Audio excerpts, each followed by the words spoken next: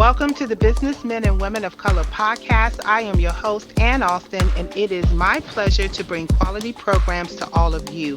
I am yet excited again to be here with another amazing speaker because I think they're all amazing. So I want you all to please be sure and visit all of the pages and listen to all of the podcasts that are going to be posted on the website this year.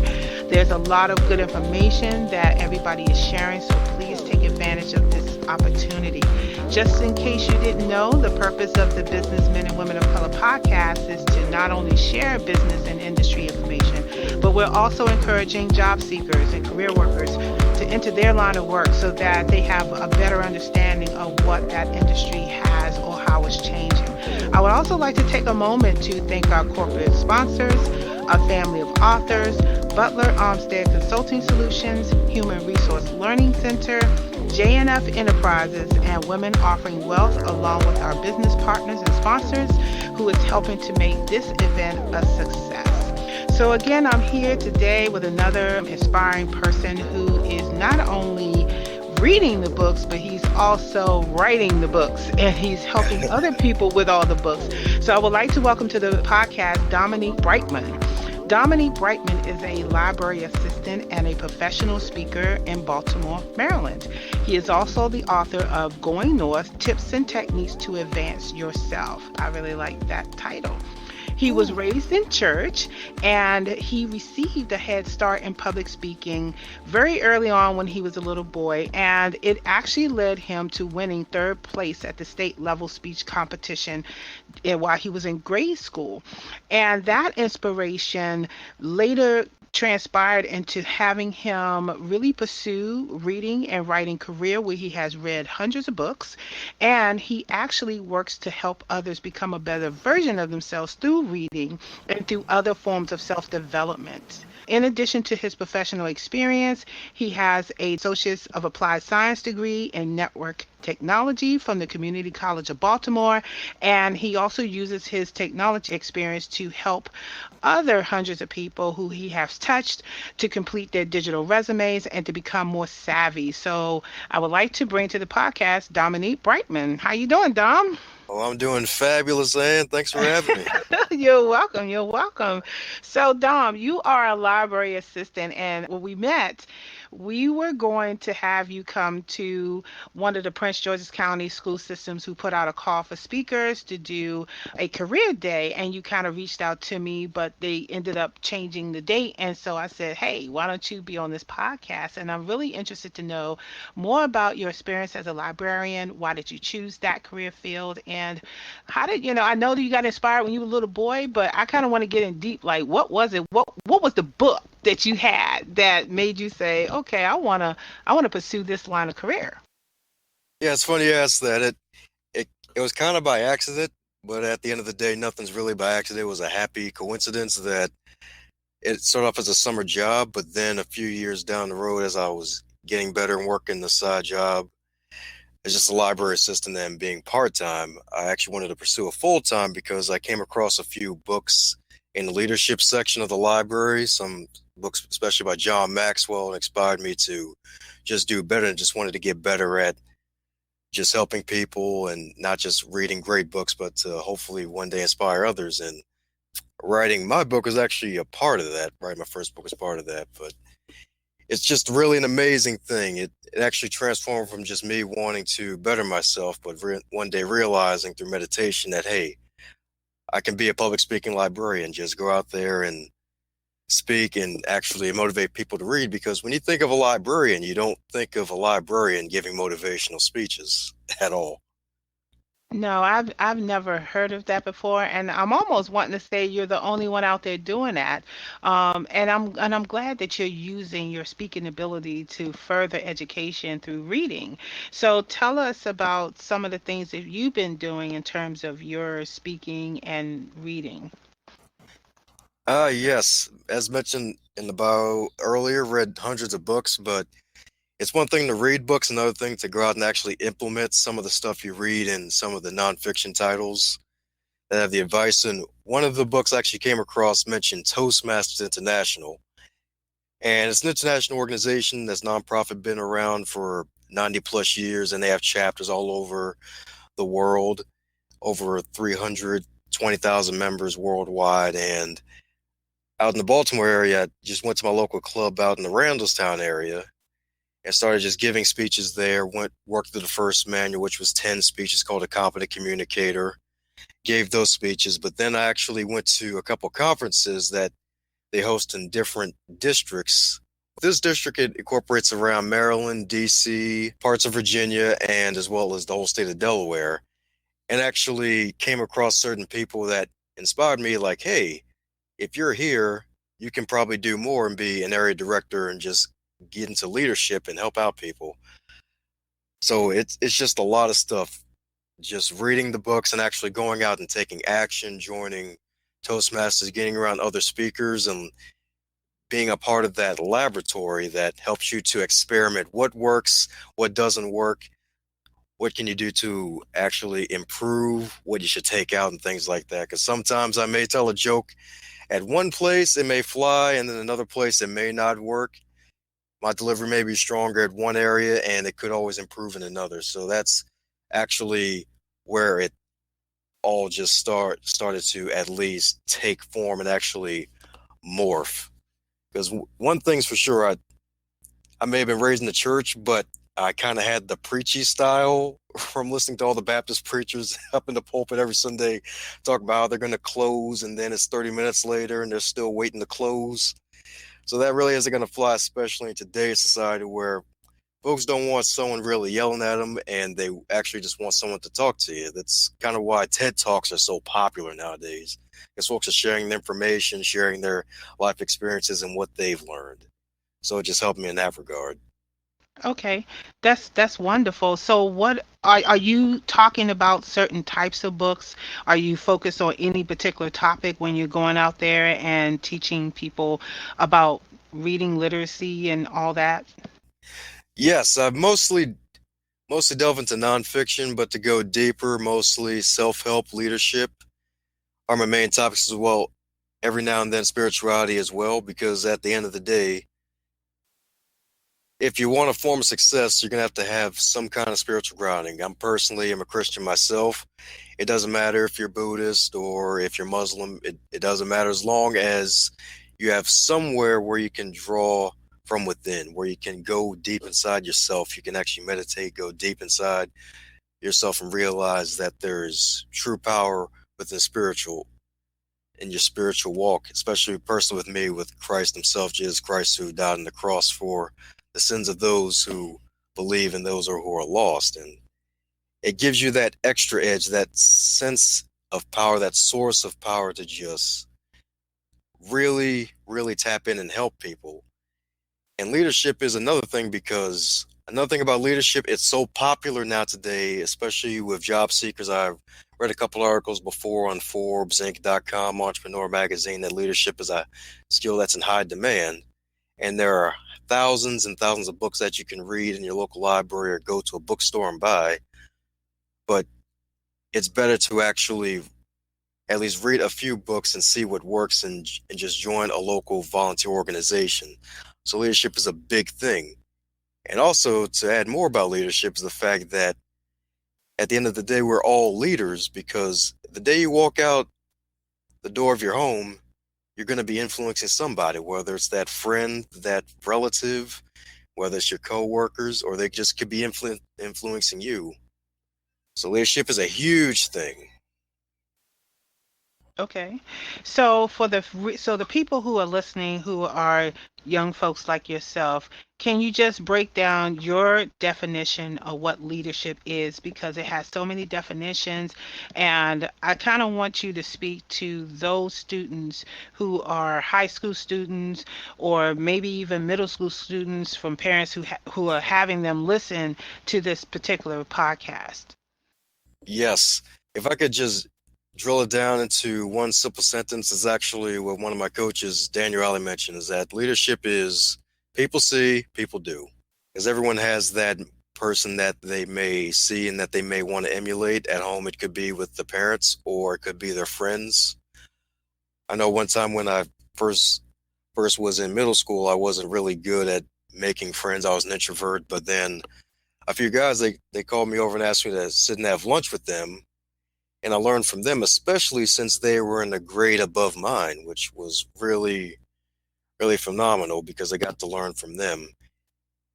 And as I was building my friendships with them, they were playing video games or playing Yu-Gi-Oh cards at the time.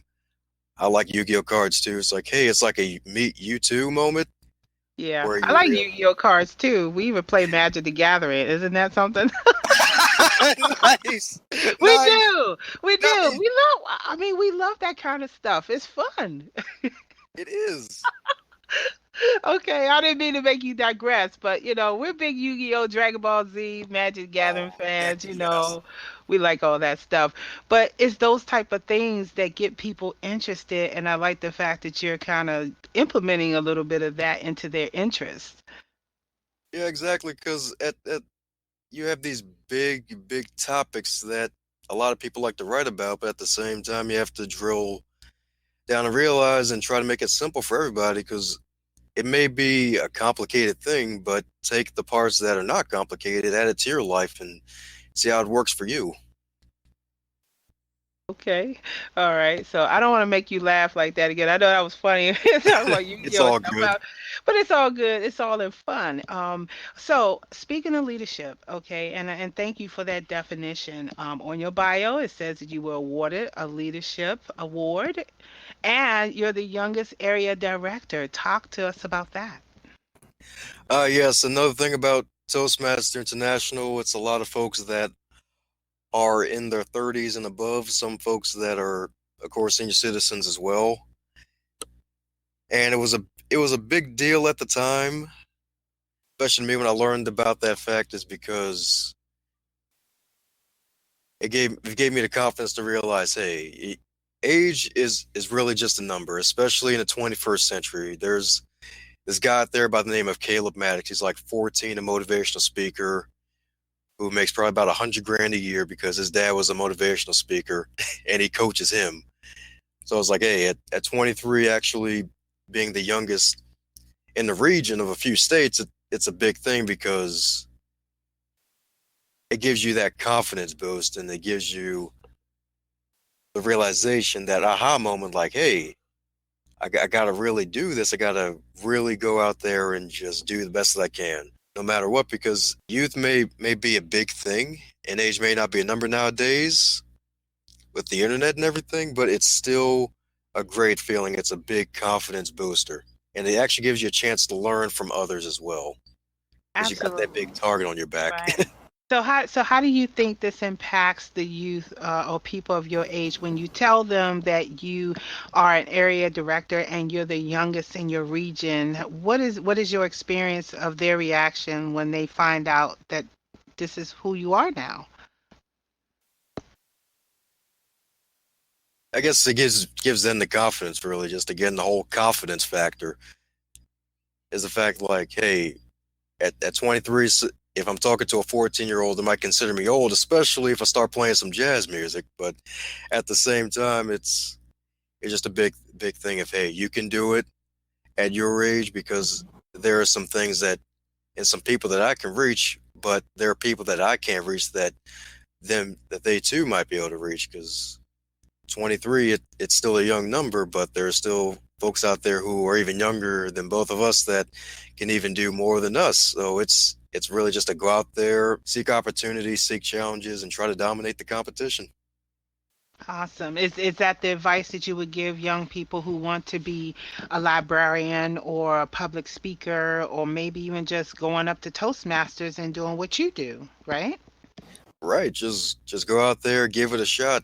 Okay. So tell us about your book, Going North, Tips and Techniques to Advance Yourself. What is that book all about?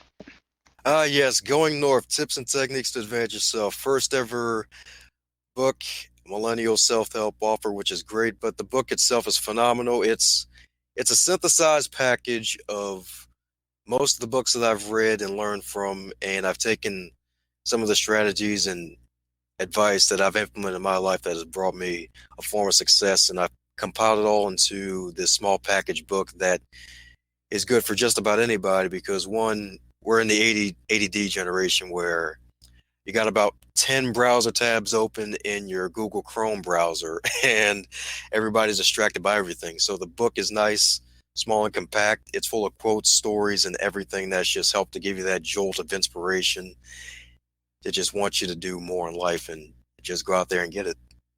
So what inspired you to write the book? Did it come from just the different books that you've written or read over the years, or maybe all the speeches you've done, maybe something that was said to you that kind of gave you that inspiration? Yes, the books were great, but I never thought of writing a book in my 20s, actually.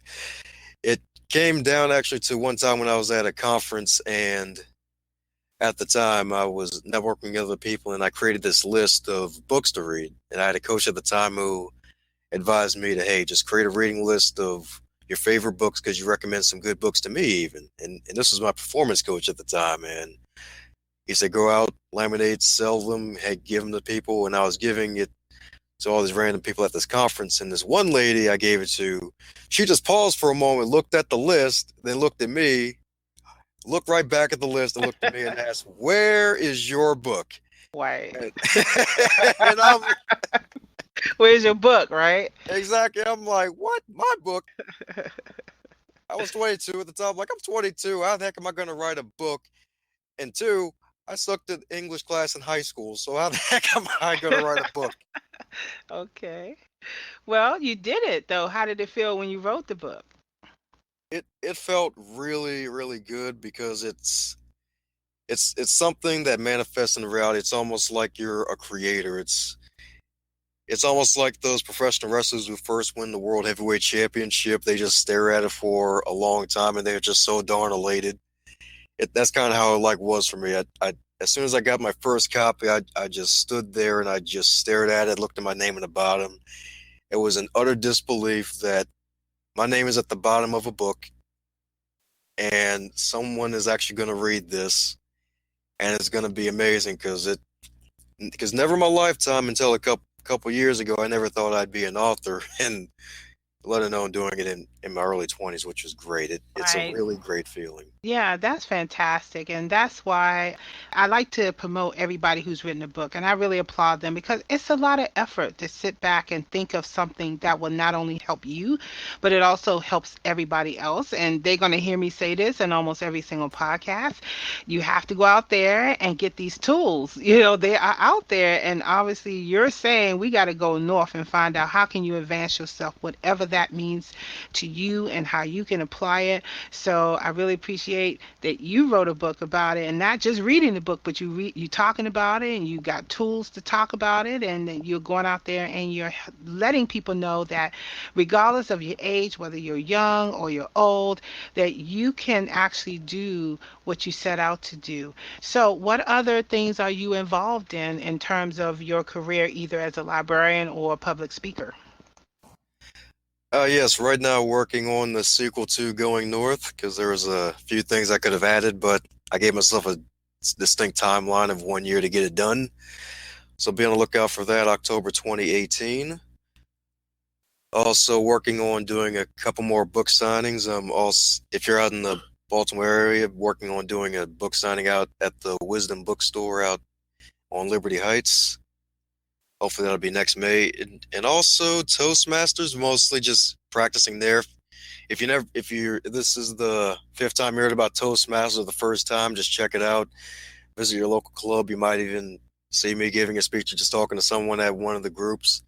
It's a great place to be for furthering your career. I know I got promoted in my job as a result because it gave me the confidence to actually be able to carry myself more professionally and to actually be more confident presenting myself to others as well. That's mostly it for at the moment. There's always more on the table. Okay. Well, then let me ask you this last question then. Sure. So, this is a networking event. There's people who are participating in this conference and also those who are listening. What does Dom need in order to help your cause or to help you further in your career? What do you need? That is a great question. What does Dom need? Okay. What does Dom need? Yeah, what does Dom need? Well, one of my life mottos is to advance others, to advance yourself. So feel free to connect out with me. I'm pretty sure LinkedIn and all that other social media good stuff is posted somewhere on Aaron's wonderful website. But I'm also looking to possibly doing voiceover work in the future because folks have been telling me for years I got this radio voice. So I'm You looking to do put it have out you there. do have sort of a radio voice. We have to foster that. And you know what, guys? This is why I love having young people on this podcast because they are truly our future. And I want to encourage people that when we have the podcast next year, that we have more young people be on here to encourage and also make sure that we foster them and we patron them. And not only that, we support them. And so, Dom, I want to thank you for sharing all your information out here. I also want everybody to please check out his new book, Going North. Pretty sure all of us need to go north and figure out how we can advance ourselves and also support him in his speeches. So if you see him out there having an event where he's speaking at, please go, please reach out and let him know that you found out about him on this podcast or other platforms because we need to further support our people who are out there making a difference. And so with that, Dominique Reichman, I would like to thank you for being on the podcast today. Thanks again for having me. You're wonderful. You're wonderful too.